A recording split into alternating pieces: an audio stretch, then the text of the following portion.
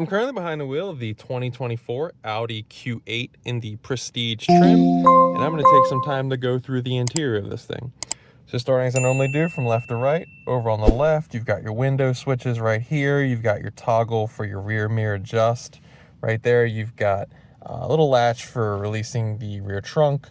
You have a Bang and Olufsen audio system, which I'll showcase when I get to the passenger side. It's going to have a better angle than me kind of trying to use my phone to get down there to show it to you. So I'll show it to you when I get to the passenger side, but it's sprinkled throughout the cabin. Up top, you have your door latch, your door locks. You've got 3 different buttons for setting the 2 different driver seating position settings you can set. You have different headlight options and dim levels of the vehicle as well. Tucked right here is a little itty bitty, I guess, glove box. You kind of fit a wallet or honestly a firearm should you want to put one in here. Then you have your full crisp, clear digital display. So this features the Audi virtual cockpit. So there are basically 5 main pages, and then each page, as you can see going across the top, 1, 2, 3, 4, 5. Each page has 2 different main views that you can go through. So on the first one is kind of like a data screen. So this is kind of, front and center. You can put the data there. You can also cycle through on a few of the pages. So like on the data, you can cycle through. So starting at the top, you have date and time, consumption of the vehicle, short-term memory, long-term memory, energy consumers. So right now, I guess just air conditioning. I'm currently parked.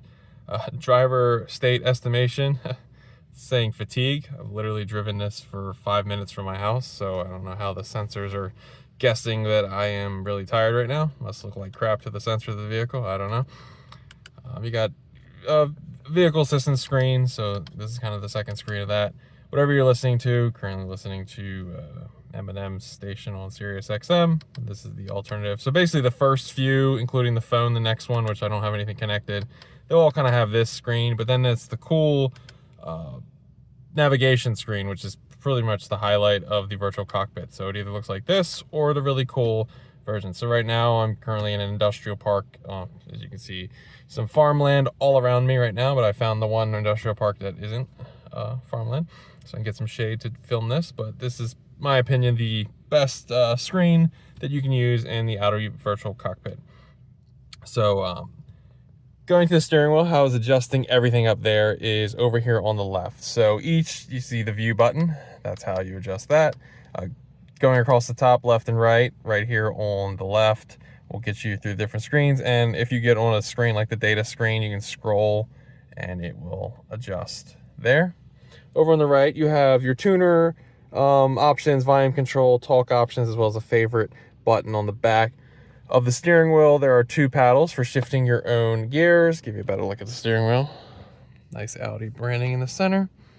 Then you have the navigation display. So there's main 5 kind of shortcuts over on the left. You got the home screen, you got radio, so you can see the icons kind of correspond to what they're shortcutting to. So radio, the media, phone, and then your navigation. Everything else, if you want to get into, you're going to have to go to home and then swipe through. So with the shortcuts, radio, media, online media, phone, navigation, phone apps. If you connect your phone, Android or Apple phone, you have Android Auto available here. You got vehicle in here. You got a bunch of different settings. So you have the Audi drive modes, basically Audi Drive Select. You can select that from here, or I'll showcase on the center console where you can do this as well. So it features the all-road, comfort, auto, dynamic, and individual modes. So going in individual kind of showcases what all those other modes can adjust, but basically drive, suspension, steering are just adjustable in the Q8.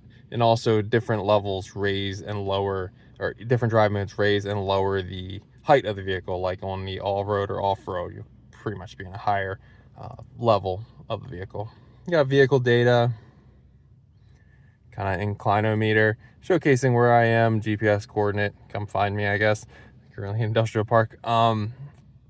The elevation of the vehicle, where I am, all the angles, you name it, you got it. Efficiency assist, different options. You got seats, air conditioning, light, visibility, parking aid, driver assistance, settings, favorites, you name it, you got it. So you got a store as well, themes, I'm not going to say the A word because the vehicle might, wake up, but you have that as well. Settings, legal notes, help, users, messages, news, weather, and purchases. So you have many screens of options. This is kind of the screensaver or the main page, and you can also kind of talk to the vehicle as well. I usually just leave it on whatever radio I'm listening to or whatever media I'm listening to.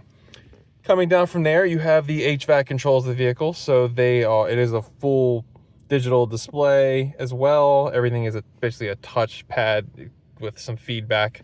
So across the top though, you have some settings of the vehicle. So you have the auto start stop, hill ascent options, parking assist, you got garage door options you can set.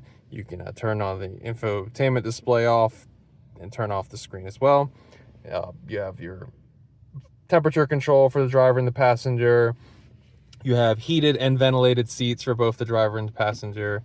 And then below that, you have the Audi Drive Select right here, which is the arrows. So when I went in up top to vehicle and then over Audi Drive Select, this screen would sit there. But if I back out, just sit here and I want to select the drive mode, it will pop up, but it's kind of like a temporary screen and it will disappear in a moment.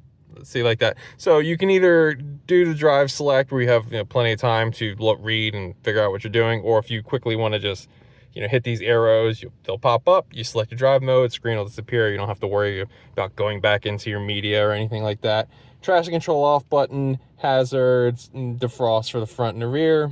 The engine start stop button located right here. You have parking camera, so pushing that. Like I said, I'm currently in industrial park, so you're getting a view of just trucks and trailers. Pushing it again goes away. Parking assist and sensors of the vehicle. Volume control knob over on the right. You can also turn off if you wish. Coming back from the volume control, you have 2 cup holders and a 12-volt smoker's plug hidden right there. Coming to the left, you have the gear levers. So you have reverse, neutral, drive, and sport. And if you want to get in sport, you kind of knock it over. And parking is a button on the gear lever right there. You have, like I said, when you get into you can shift your own gears here or on the back of the steering wheel as well. You have your parking brake lights right here. Then you have your armrest. Reveals, got a nice little cloth. A charging pad right here where my 2 fingers are 2 USB plugs. USB-C plugs, I should mention. Then you have the passenger side. You got nice Quattro branding right here. Got your glove box. I mentioned the surround sound system through the vehicle, so you have a better look at it right here. Better look at the passenger door. The seats. Same style going to the rear of the vehicle.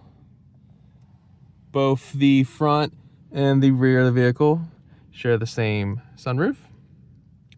All sunroof controls located right here. And that is pretty much the interior of the 2024 Audi Q8 in the Prestige trim. If there is a feature, a button, or anything on this interior that I didn't go in depth enough on, or you have some follow-up questions, be sure to leave them in the comments below and I will answer them for you. Thanks for watching.